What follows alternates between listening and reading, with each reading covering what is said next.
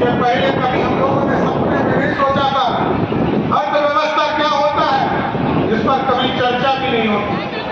अर्थव्यवस्था के प्रधानमंत्री भी बने, लेकिन जब तक श्रीमती गांधी स्विच नहीं दाबती थी तब तक प्रधानमंत्री बोलते ही नहीं थे मनमोहन सिंह।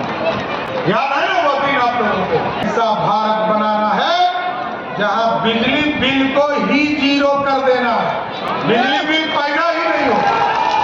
2020 में जो हमारा कमिटमेंट रहा कि 10 लाख सरकारी नौकरी, एकदम रामप्रीत जी यहाँ बैठे हैं, अनुशंकर जी बैठे हैं, विनोद नायक व्यास जी बैठे हैं, शीला मंडल जी बैठी है, नीतीश मिश्रा जी बैठे हैं, मदन सानी जी बैठे हैं।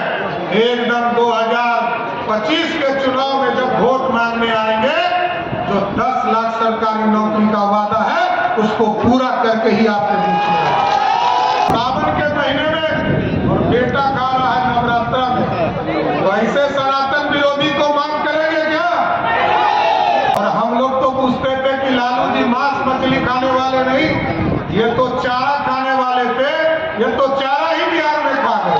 अब मोदी जी और नीतीश जी ने तय किया है, अब जब आप बीमार पड़िएगा तो हॉस्पिटल में 5 लाख तक का बिल आपको नहीं देना है, मोदी और नीतीश कुमार की सरकार आपके लिए पे करेगी।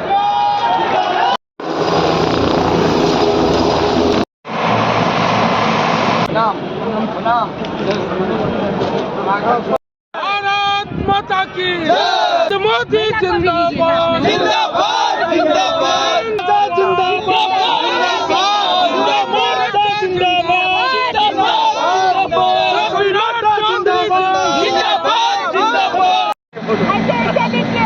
अब जाग उठो कमर कसो, मंजिल की राह बुलाती है, ललकार रही हमको दुनिया, भेरी आवाज लगाती है, भेरी आवाज लगाती है। यहाँ की जनता जो इतनी कड़ी धूप में एक साहस का परिचय दिया और जेपी नड्डा जी यहाँ पधारे, मिथिला के पावन भूमि माता सीता की हृदय स्थली राज मैदान राजनगर में जेपी नड्डा जी यहाँ पधारे, उनके लिए मैं बहुत बहुत धन्यवाद देता हूँ।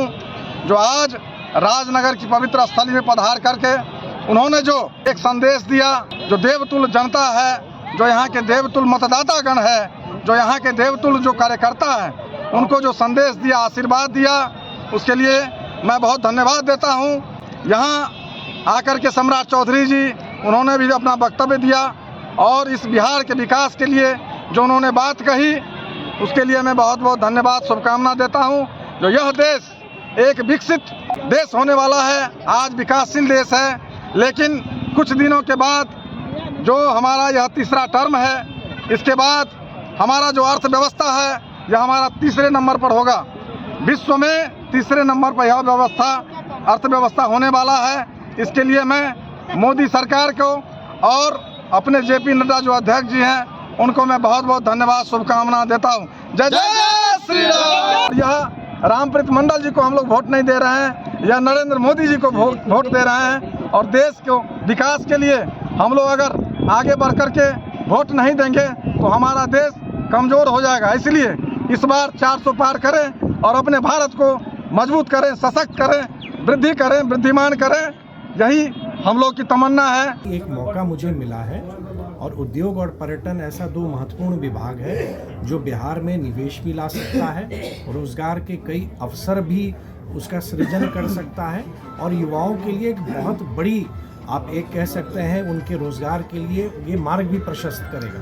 1.5 माह की बात रह गई है कोड ऑफ कंडक्ट के बाद अपने मिथिला क्षेत्र में, जहाँ असीम संभावनाएं हैं, आपको टूरिज्म के दृष्टिकोण से उस पर बहुत कुछ काम करना है और उद्योग का एक वातावरण ऐसा बनाना है कि लोग बिहार निवेश करने के लिए आकर्षित हों। कैसे झंझारपुर में एकजुट रहेगा? बीजेपी को नेता को तोड़ के इंडिया में ले आया गया, बीजेपी के नेता को तोड़ के इंडिया में ले आया गया।